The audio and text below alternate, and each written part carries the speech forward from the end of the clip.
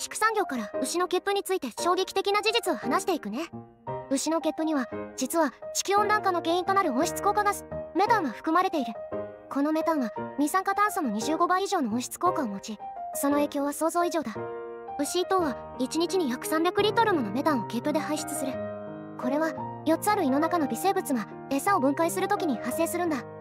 世界の温室効果ガス全体の 4% は牛の血粉が原因なんだ。